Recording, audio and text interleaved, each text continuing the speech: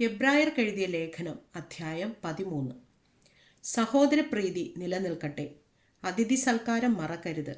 അതിനാൽ ചിലർ അറിയാതെ ദൈവദൂതന്മാരെ സൽക്കരിച്ചിട്ടുണ്ടല്ലോ. നിങ്ങളും തടവുകാർ എന്ന പോലെ തടവുകാരെയും നിങ്ങളും ശരീരത്തിൽ ഇരിക്കുന്നവരാകയാൽ കഷ്ടം അനുഭവിക്കുന്നവരെയും ഓർത്തുകൊള്ളുവിൻ. വിവാഹം എല്ലാവർക്കും മാന്യവും കിടക്ക നിർമ്മലവുമായിരിക്കട്ടെ. എന്നാൽ ദുർനടപ്പുകാരെയും വ്യഭിചാരികളെയും ദൈവം വിധിക്കും. നിങ്ങളുടെ നടപ്പ് ദ്രവ്യാഗ്രഹമില്ലാത്തതായിരിക്കട്ടെ.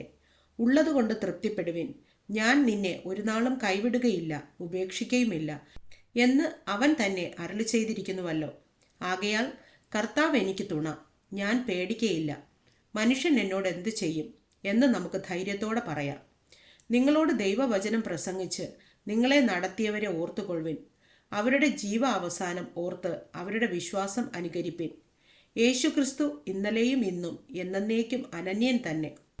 വിവിധവും അന്യവുമായ ഉപദേശങ്ങളാൽ ആരും നിങ്ങളെ വലിച്ചുകൊണ്ടു പോകരുത്. ആചരിച്ചു പോന്നവർക്ക് പ്രയോജനമില്ലാത്ത ഭോജന നിയമങ്ങളാലല്ല, കൃപയാൽ തന്നെ ഹൃദയം ഉറപ്പിക്കുന്നത് നല്ലത്. കൂടാരത്തിൽ ശുശ്രൂഷിക്കുന്നവർക്ക് അഹോവൃത്തി കഴിപ്പാൻ അവകാശമില്ലാത്ത ഒരു യാഗപീഠം നമുക്കുണ്ട്. മഹാപുരോഹിതൻ പാപപരിഹാരമായി രക്തം വിശുദ്ധ മന്ദിരത്തിലേക്ക് കൊണ്ടുപോകുന്ന മൃഗങ്ങളുടെ ഉടൽ പാളയത്തിനു പുറത്തു വച്ച് ചുട്ടുകളയുന്നു. അങ്ങനെ യേശുവും സ്വന്തം രക്തത്താൽ ജനത്തെ വിശുദ്ധീകരിക്കേണ്ടതിന് നഗരവാതിലിന് പുറത്തു വച്ച് കഷ്ടം അനുഭവിച്ചു. ആകയാൽ നാം അവന്റെ നിന്ന ചുമന്നുകൊണ്ട് പാളയത്തിനു പുറത്ത് അവന്റെ അടുക്കൽ ചെല്ലുക.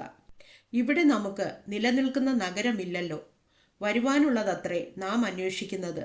അതുകൊണ്ട് അവൻ മുഖാന്തരം നാം ദൈവത്തിന് അവന്റെ നാമത്തെ ഏറ്റുപറയുന്ന അധരഫലം എന്ന സ്തോത്രയാഗം ഇടവിടാതെ അർപ്പിക്കുക. നന്മ ചെയ്യുവാനും കൂട്ടായ്മ കാണിപ്പാനും മറക്കരുത്. ഈ വക യാഗത്തിലല്ലോ ദൈവം പ്രസാദിക്കുന്നത്. നിങ്ങളെ നടത്തുന്നവരെ അനുസരിച്ച് കീഴടങ്ങിയിരിപ്പിൻ. അവർ കണക്ക് ബോധിപ്പിക്കേണ്ടുന്നവരാകയാൽ നിങ്ങളുടെ ആത്മാക്കൾക്ക് വേണ്ടി ജാഗരിച്ചിരിക്കുന്നു. ഇത് അവർ ഞരങ്ങിക്കൊണ്ടല്ല, സന്തോഷത്തോടെ ചെയ്യുവാൻ ഇടവരുത്തുവിൻ. അല്ലാഞ്ഞാൽ നിങ്ങൾക്ക് നന്നല്ല. ഞങ്ങൾക്ക് വേണ്ടി പ്രാർത്ഥിപ്പിൻ. സകലത്തിലും നല്ലവരായി നടപ്പാൻ ഇച്ഛിക്കൊണ്ട് ഞങ്ങൾക്ക് നല്ല മനസാക്ഷി ഉണ്ടെന്ന് ഞങ്ങൾ ഉറച്ചിരിക്കുന്നു.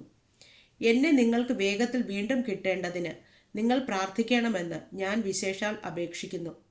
നിത്യനിയമത്തിന്റെ രക്തത്താൽ ആടുകളുടെ വലിയ ഇടയനായ നമ്മുടെ കർത്താവായ യേശുവിനെ മരിച്ചവരുടെ ഇടയിൽ നിന്ന് മടക്കി വരുത്തിയ സമാധാനത്തിന്റെ ദൈവം നിങ്ങളെ അവന്റെ ഇഷ്ടം ചെയ്യുവാൻ തക്കവണ്ണം എല്ലാ നന്മയിലും യഥാസ്ഥാനപ്പെടുത്തി തനിക്ക് പ്രസാദമുള്ളത് യേശുക്രിസ്തു മുഖാന്തരം നമ്മിൽ നിവർത്തിക്കുമാറാകട്ടെ.